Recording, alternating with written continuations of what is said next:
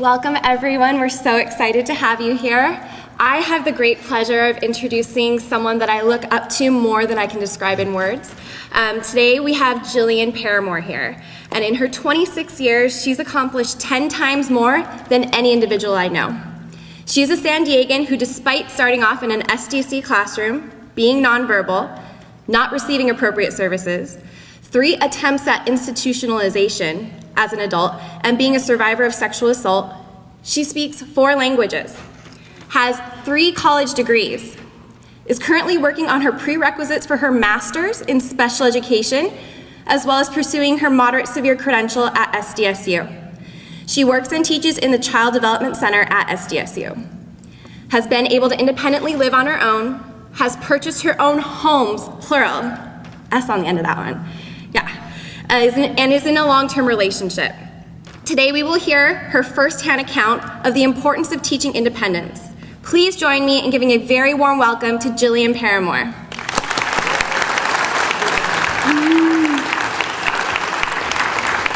Well, good morning. Did all of you get some exercise this morning? No, I walked here, so I did, so I'm ready. Okay, let's do this, Chelsea. Alright, let's do this, Jillian. Okay, so I was born in San Diego, and I was born in a really small county. And when I was born, it was the 90s. 90s was a weird time. They believed that because I was nonverbal that there wasn't a lot to be expected of me. And when I say what expected of me, when talking I was illiterate till I was 10.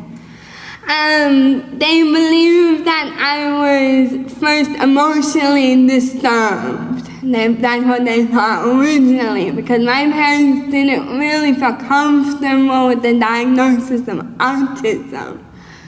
Emotionally disturbed sounds way worse. But anyway, that's cool. So we went back and forth on that a while. When I started, I was in a very, very, very secure special education classroom, as in it was in the dirt, in the far, far back. Have you ever been in the back of a college classroom and you're like, I'm gonna fail this? So you go in the back because you're like, it's not worth it. That's how it felt every day, going back there, being like, let's go for failure. Because we didn't get to do recess with the other kids. I went to school with the same kids for 8 years and nobody knew I existed. So we didn't even get to go to the bathrooms by ourselves. And it's funny because we do the same thing with prisoners at prison. But I haven't done anything wrong. I just kind of woke up like this. So I had a lot of problems. I was aggressive, I bit, I kicked, I screamed. I did anything I could to really get my point across, which is don't touch me. It's a very simple concept. Think about it. I have the right to say no, but if you don't give me the opportunity to say no, I'ma go. So I would leave classrooms, I would wander away, I'd go over fences, I'd go under fences, I'd go through the basketball field, I would go anywhere I could to get away from all of the touching. I had physical therapy, I had speech therapy, I had all my muscles poked and prodded at day in and day out, and then somebody decided to give me sign language, thinking that I was never going to speak. And it was pretty useful, I gotta tell you. So I started signing. Here's the kicker, nobody else signed.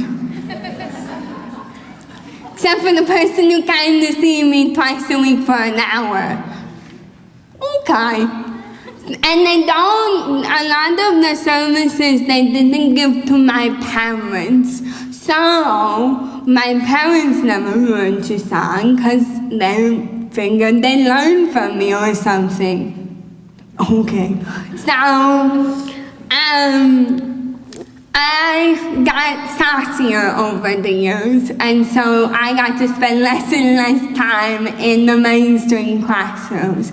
I spent a total of 3 times in a mainstream classroom, each time resulting in somebody getting injured. Who was that? I don't know. Somebody else. So,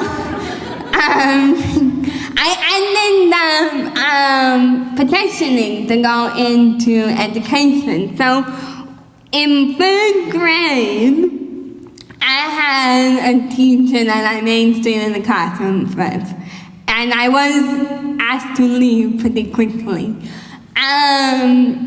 But she noticed in that time that she had me, she said, pretty sure she doesn't know how to read and write, because I can write, but I was copying words on boards around the classroom, because I had figured out how to do that.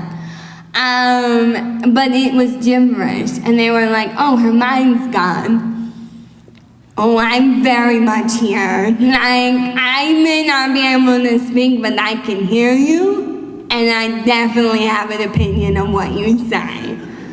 So, when I started speaking, it was long words, and the first word I said was no. And I know that's funny, but perfect timing, but it was no. And then eventually, like 15th, 20th word was like yes. we got there later. We have other things to do. My face in the pumpkin patch is pretty much my face my entire childhood with how people were talking to me. I was like, what the heck? I ended up trying to petition out of special education once this teacher started working on my reading and writing with me.